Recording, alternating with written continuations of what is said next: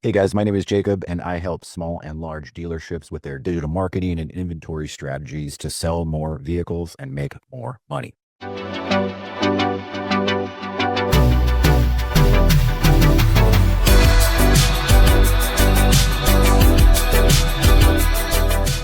So today I wanted to talk about digital marketing, right? Some of you have heard some of the content that I put out there before, and I appreciate you listening. It's mostly been about internet sales and what to do when you receive a lead.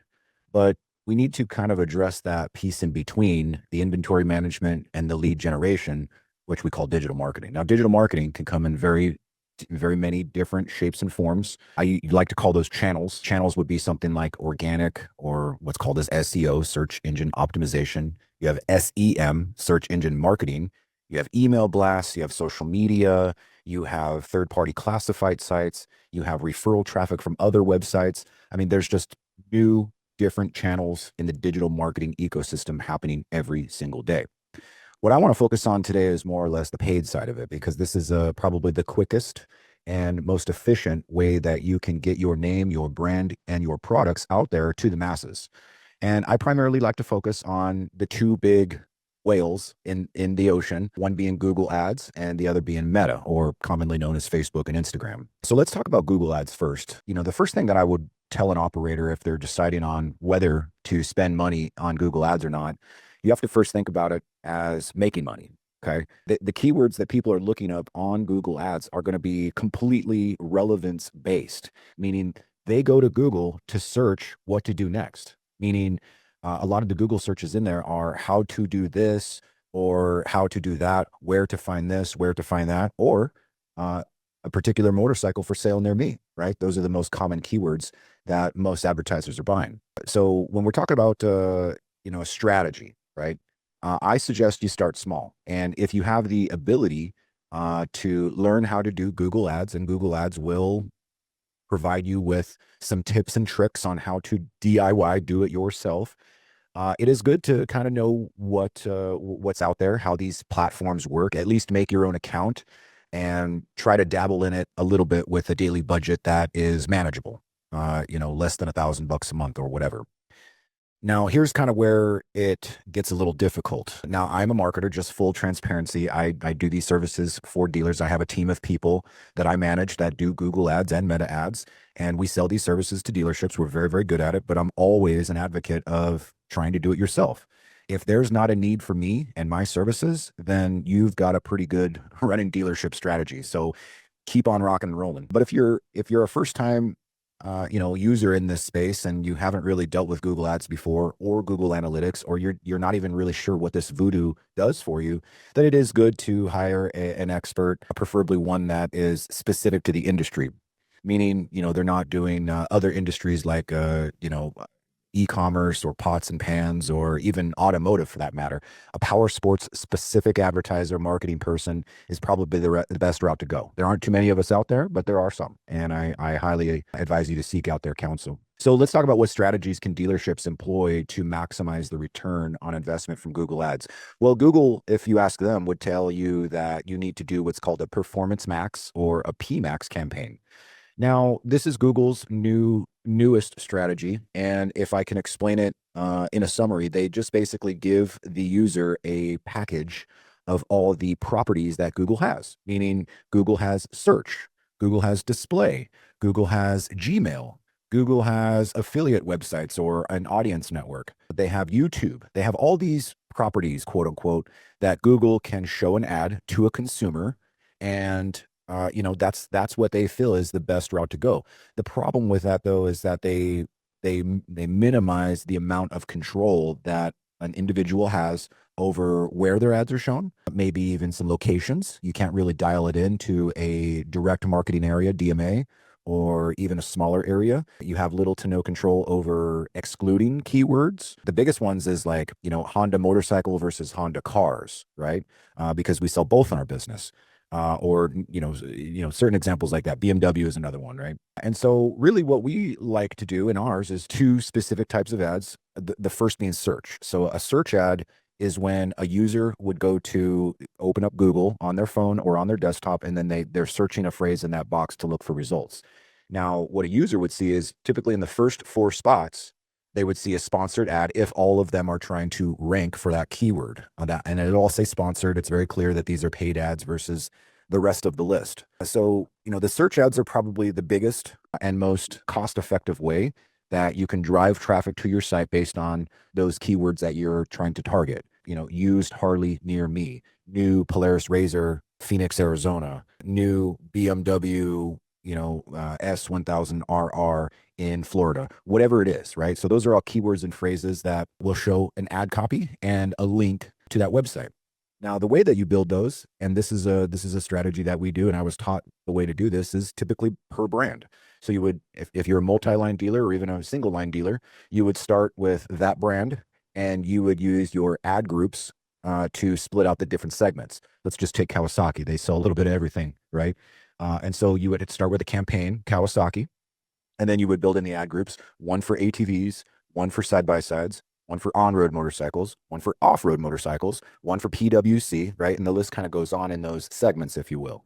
Now, the reason why we do that is because when we write the ad copy and the keywords relate to that ad copy, we want the best reading example to be for that keyword that's picked up in that ad group. Meaning, if I'm searching Kawasaki mule for sale, the ad had better say, we have Kawasaki mules for sale. It shouldn't say we sell Kawasaki motorcycles and ATVs and side-by-sides. Let us know what you want. It's too vague. It's not specific enough for our liking. So we really kind of get into the weeds of let's take this one brand. We're going to chop it into segments. Every model goes in as a keyword under those segments, and every segment gets their own ad copy specific to that segment of the brand. Another example would be Honda, right? Honda has dirt bikes. Honda has sport bikes. Honda has cruisers. Honda has utility UTVs, and they have sport UTVs. They have ATVs, and there's several right there that we can chop that into. So why are we doing it this way? Well, for a couple of reasons. Like I said, relevancy is powerful. There's a lot of waste spend in the Google Ads business. And if you're not super specific on what you're writing an ad for, you'll get a lot of clicks that a user will just bounce right out.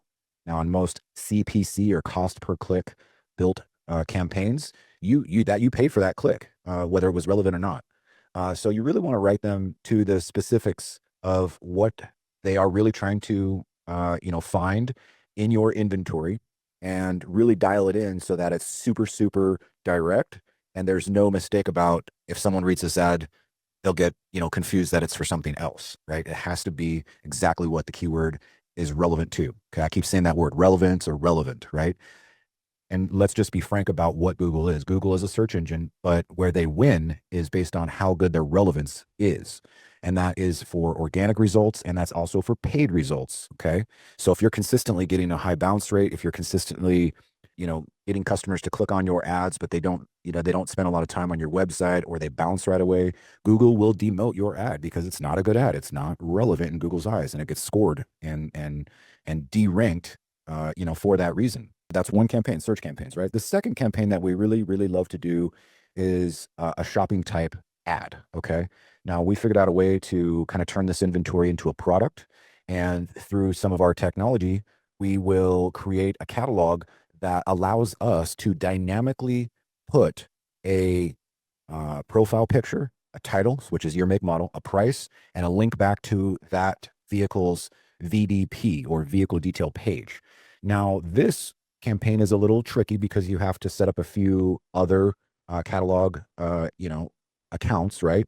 But once you get it connected to your Google Ads account and once you start advertising, the cost per click is in the pennies, meaning it's, 10 to 15 cents per click, which most cost per click on a search ad, they can range anywhere from $2 upwards to $10 a click, right? Depending on how aggressive you want to be with the keyword that you're trying to bid on. So the inventory ads have been super successful for us. Moto Hunt actually has that technology to DIY, to do it yourself. It's part of our premium product. But if you're looking for some assistance in getting these ads off the ground, we've seen the best return on ad dollar spend in a click scenario with that type of strategy first and foremost. There are a couple other ones that we get into. YouTube ads, that has always been a great impression to your base, to your audience, right? And when I say impressions, the first ones, they last a long time. First impressions are always key. If a dealer is doing their content strategy correctly, they'll set aside some time to introduce themselves to that customer, with not only a value proposition or an about us or a why buy, right? This is reasons why you should choose to buy from us. Is that we can also target that to follow along the Google ads. So here's the scenario. Maybe they saw one of your inventory ads. Maybe they saw one of your search campaign ads. If they've interacted with it, it can also serve them this video cut up into little sponsored segments on YouTube the next time that they go to that platform, right? YouTube.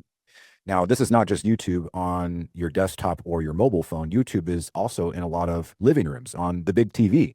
So what I would suggest is, if you have the ability to, or if you wanted to start creating videos, I would also make that a part of your paid strategy if you've got the budget, beyond your search or your inventory ad campaigns. Everything has to have a budget, and we allocate certain dollars to the most effective ones. I'm going in a priority order right now where it's search, it's inventory ads, and then it's YouTube ads. After that, you kind of get into some of the other things like display ads. I'm not a huge fan of display ads, but they do have their place in the Google Ads ecosystem. And we typically only reserve those for the dealerships that have a big budget, right? They're really trying to make a splash or an impact in their marketed area. So, display, just make sure that it's clear and concise messaging, change them up every once in a while. Have a good graphic designer come up with multiple sizes. There's usually about a dozen sizes that if you're really trying to make an impact, you'll use. But again, that's low on my priority list. Dealers, discover the power of MotoHunt's Inventory Ads program, designed to drive leads and sales for your motorcycle dealership. Our dynamic ads automatically showcase your current in-stock inventory on Google and Meta products catalogs, reaching buyers exactly when they're searching. With targeted ad campaigns, seasonal adjustments, and real-time performance tracking, you can optimize your ad spend and see impressive results. These are not your traditional SEM campaigns. These are product ads that show customers real-time motorcycles and powersports for sale and direct them directly to your landing page. Sign up today and get a marketing edge over your competition with MotoHunt. How can understanding buyer behavior enhance the effectiveness of Google Ads campaigns? Well, first of all, we have a pretty niche and unique client base that are searching for our products, right? And by the time they've hit Google on a search, they are in lower funnel. So when we're talking about the sales funnel of a customer's consideration, I've mentioned, the different touch points that there are digitally that a customer might interact with. Usually a Google search for a local dealership that carries a product that they've already made their decision on. Usually that's at the very bottom of the funnel, right before they actually do, a website visit and interact with that dealership via their website, either submitting a form, chatting with them with their little widget, or giving them a call prior to them walking into the door. And so the buyer behavior that I've seen in my experience over many, many years using analytics, using other tools on website behavior or Google Ads behavior, is that it's super transactional, right? Do not expect for a user to have multiple sessions over long periods of time. Typically, when the customer decides that, hey, I am now ready to buy, and they do their diligence on researching OEM sites, researching third-party sites like motohunt.com or cycletrader.com, and they've now made their local decision, and they typically whittle that down to a few dealerships if they carry the same product. Let's just say Yamaha, right? There's maybe 2 or 3 Yamaha dealers that customer will want to interact with. That buyer is looking for, in that moment of time, the place to do business with. And they may or may not submit a lead or contact all dealers, all 3 dealers, all 2 dealers, or just one. And, that's kind of what we're seeing in it. Now, after they've kind of made that contact, they're done with you, right? Whether they purchased or not. And that's why I say it's transactional. There's no returning. There's no, let me check your blogs or let me review this or review that on your dealer website. They come in, they see what they wanted to find, or they didn't find it, and then they're gone. And then they're on with their life. And that's okay. But we just have to understand that we're not going to have a super loyal customer when it comes to website traffic, coming back over and over and over. I'm not saying it doesn't happen, but for the majority of our websites that are out there, you'll see one session, maybe a returning, visitor, 1 or 2 more times in a short period of time. But after that, they fall off the planet. Let me dive a little bit into the targeted keywords. These are going to be a bit controversial, right? So for particular brands, there is some turnkey programs out there that an OEM will offer, but the dealer decides that they want to use those keywords, and there could be a little conflict of driving costs up. I don't have a good answer for you on that.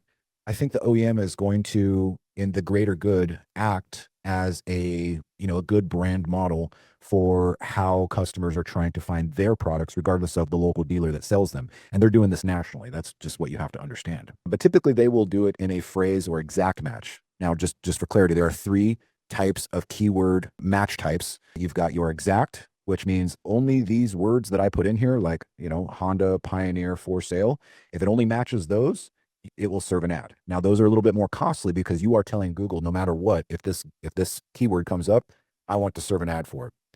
You have a phrase match, which is a little less extreme, where it may keep most of that phrase, but maybe add in some words along with it. Here's another example: Honda Pioneer for sale near me, but it'll add in Denver, Colorado, or, Palm Beach, Florida, whatever it is, right? And then you have the broad match. Now, broad match is something that Google definitely, wants to promote. They like broad match because it allows the advertising algorithm a little bit more flexibility, and it kind of fills it in the blanks, right? So if you're doing Honda Pioneer, you can have probably 100 different variations of Honda Pioneer for sale near me, Honda Pioneer service, Honda Pioneer parts, Honda Pioneer whatever. So be a little careful with the broad match, but also know that, Google wants it to be more broad so that they're more flexible with showing more of these ads more often, right? Which also burns your ad dollar. So the keywords, you should have two different lists. You should have keywords that you target, and this should be a minimum of 50 or more keywords over time, right? If you don't have a list that you can start out with on a brand new campaign that's, over 50, just know that you have to keep going back to this keyword list and building upon it. Depending on where you are in the country, depending on how people talk, right? The South is very different from the North. The East is very different from the West, in the United States. And people use different terms for some of our products. Some people call it an ATV. Some people call it a quad. Some people call it a four-wheeler. Now, even though that's a broad term for, a Kawasaki brute force, certain people use certain phrases, and you putting them in there or you watching those keywords to see what is working and what is not, you should have a pretty good list. Now, the other list that you should have is an exclusions list. Okay. Now, these are keywords that you do not want. All right. You do not want to show an ad for any of the keywords in this list. Here's some examples that I use. And this is just my personal preference on how I think things should work. So right or wrong, that's how I do it. But I will exclude keywords for competitive models. So let's say that I'm a Polaris dealer and I really, really want to sell a lot of Rangers. I will exclude Can-Am Defenders from that list, because if a customer puts in Polaris Ranger for sale near me and I show them an ad that says, hey, you should look at the Can-Am Defender, it's not relevant. Okay. Now, it may work sometimes, and there is a place and a time for that. We usually call that a conquest campaign, meaning I'm going to conquest beyond my own brands into other brands. But I do not recommend it if you've got a tight budget. Okay. Again, that's usually relegated for the dealers out there that are spending lots and lots of money in their digital marketing budget. Some other ones would be like competitive dealerships. Okay. Now, this is kind of a touchy subject, but let's face the facts. Most dealers are trying to get into other dealers' backyard and advertise in their areas, especially if they know that a dealer is not advertising. They'll try to take that as their own marketed area. But if you have, XYZ Powersports and you buy a keyword for ABC Motorsports, and every time someone searches XYZ Powersports, but it shows an ad that says ABC Motorsports is the place to come to, again, that's a conquest campaign, and it's a higher dollar click because, again, it's not relevant. That's not what the customer or user or person, whatever we're calling this individual, it's not what they searched for originally. So give them what they want as a first priority and exclude all that stuff that is the fodder, right? It's on the peripheral. So exclusion lists should be as big or bigger than your inclusion list, right? There's a lot of stuff that I will tell Google, do not serve an ad on this Google campaign. Another couple of tips, and I learned this from Mike Shog. He's a brilliant Google advertiser, and we use some of these in our strategies. But the location is super important. Obviously, you want to target an area, but also excluding locations is super important. I don't know what it is, but if you really, really look at the analytics, you'll see some traffic from outside your area that Google will serve to. Typically, it's on an audience network. but they're coming from all over the place. And so I will typically exclude the entire planet Earth, which is a list of about 300 countries and states. And I will only, target in the area that I want and exclude literally the entire planet. So that's just a practice that we do there. The other thing that we do, and this was also something that we were taught, is we'll do a schedule. Okay. Now, depending on your dealership and who's ever listening to this, a majority of motorcycle and power sports dealerships are open Tuesday through Saturday, closed Sunday, Monday. Well, it's best practices that you'd want to generate paid clicks, paid calls, and paid conversions forms generated during business hours. But what we'll typically do is we'll turn off paid ads for Sundays and Mondays if they are closed. If it's a 7-day-a-week store, the ads run 7 days a week. And then also we will trim 4 hours out of the 24-hour clock. As a default, Google is 24 hours a day, 7 days a week. You have to tell it, don't run these on Mondays and Sundays and Mondays, and don't run them between 11 p.m. and 3 a.m. local time, right? So why are we doing that? Well, do we really need a paid advertised click at 1 a.m. in the morning? I don't know. I don't think so.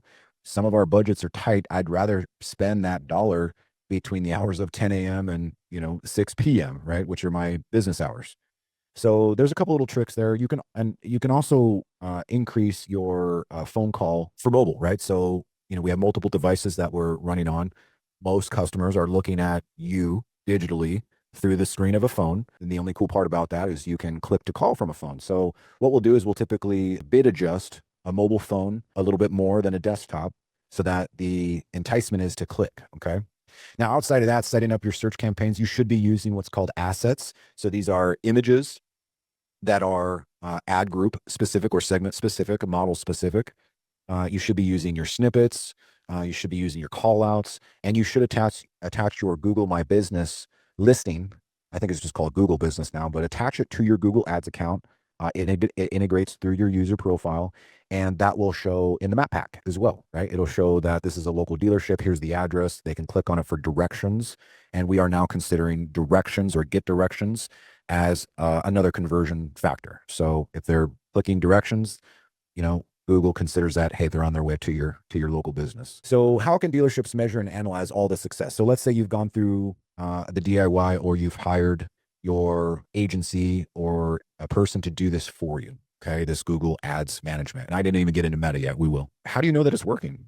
Well, first of all, you should be getting reporting from this individual. And there are a couple key factors that you want to look for. Okay. And I'll list them out just like this. First of all is impressions. Now, this is probably the least prioritized metric that means anything, yet it's at the top of the funnel where everything starts.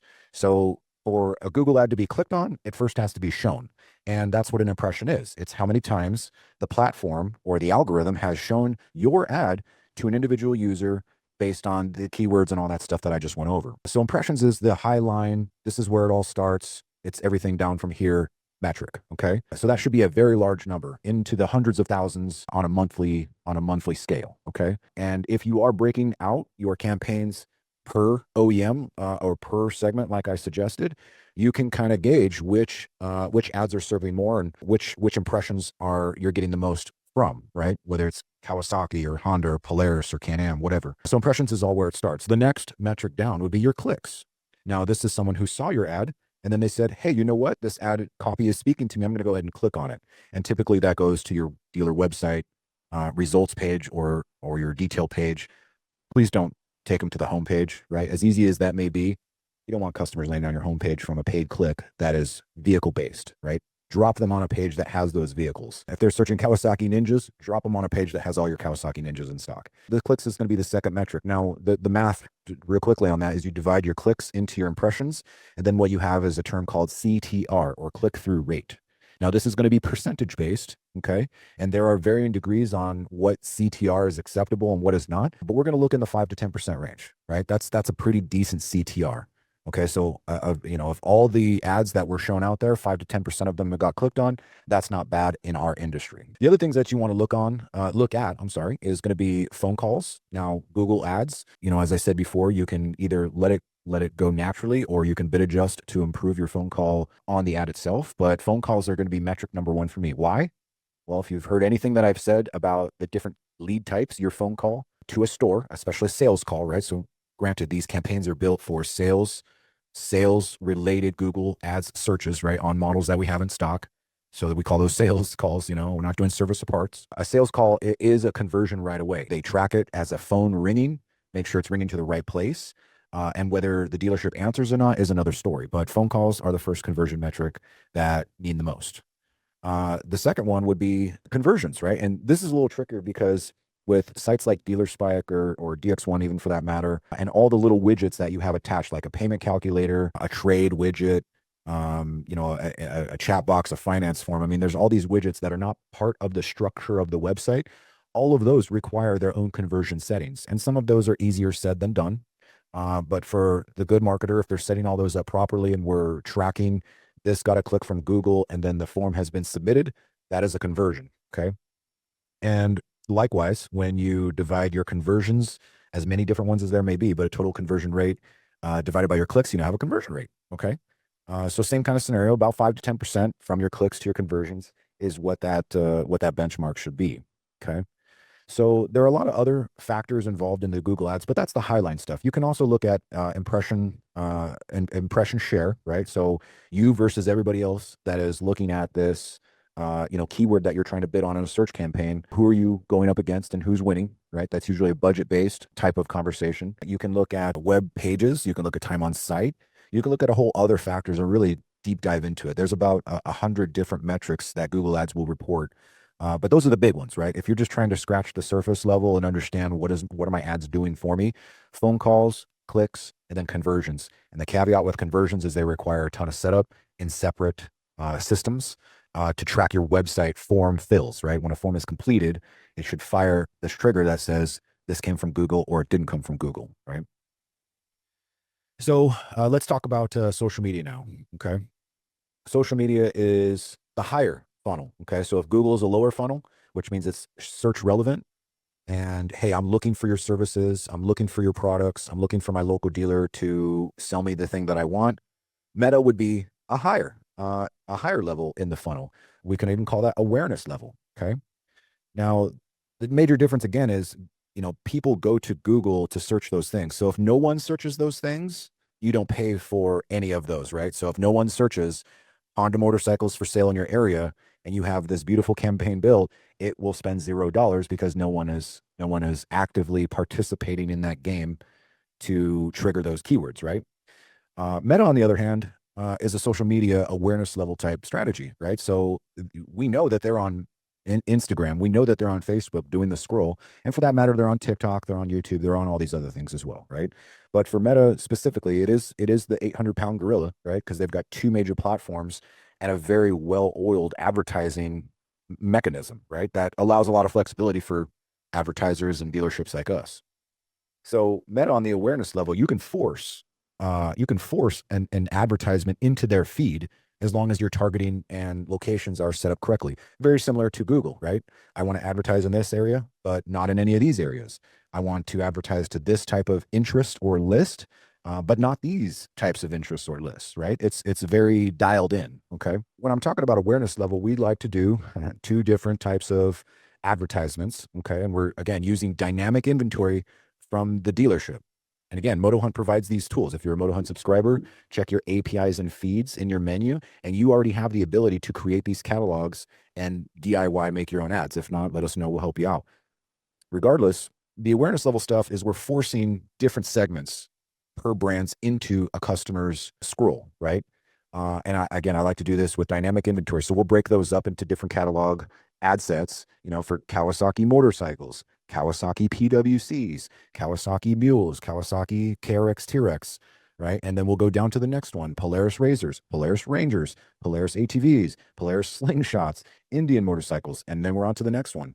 So we may have a dozen catalog ad sets built out or more because, again, we want to be relevant into what we're going to display, what we're going to show this particular user, right?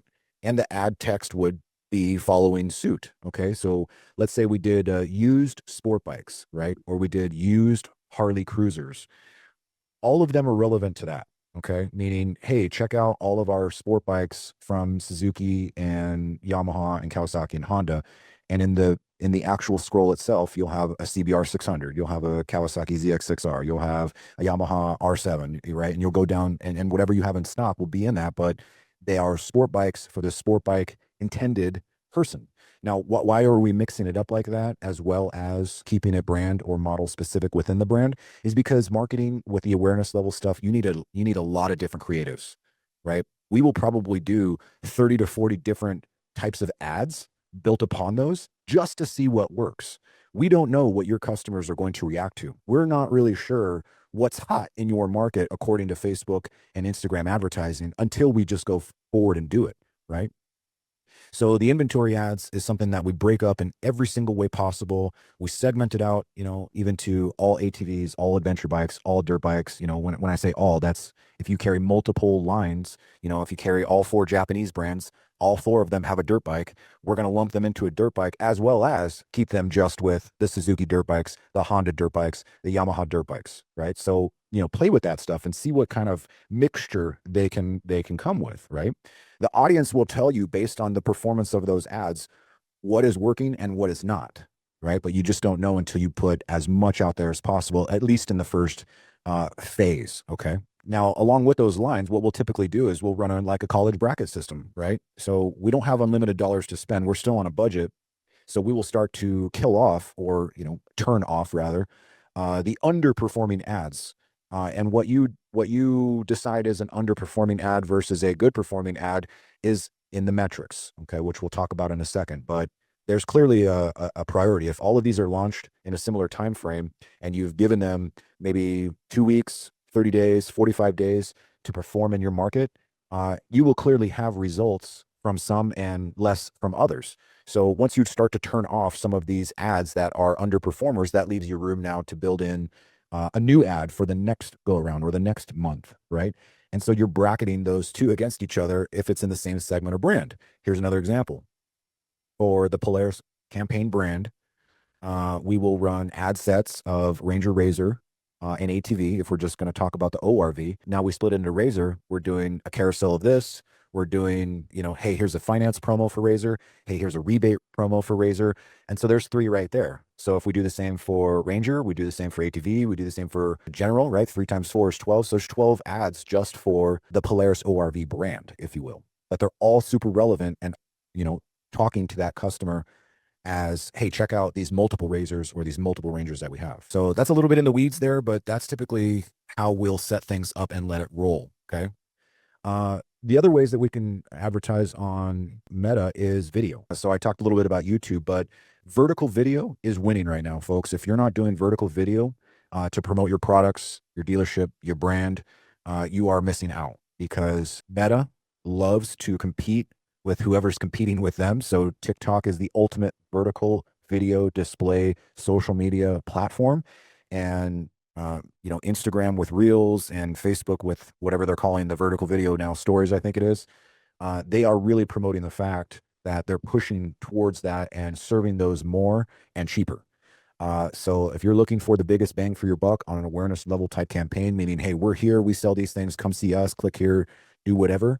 That is one of the biggest benefits that they're getting. The other one is a leads form, right? So Meta has a program where you can generate leads natively, meaning on the platform itself. We're not requiring them to click to our website and then fill out a form there, which we're talking about a 5 to 10% conversion rate from our clicks.